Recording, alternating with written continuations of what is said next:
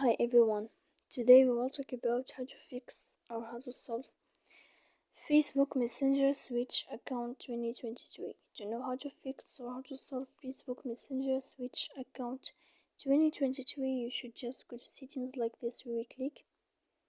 After that, in this page, you will go to apps, default apps, app settings.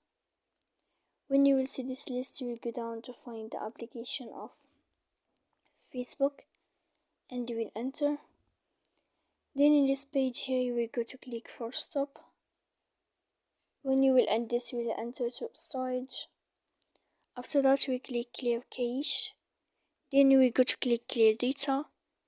And when you will end all this stuff here, as you see, you can turn off your phone. So please don't forget to support us by like and subscribe.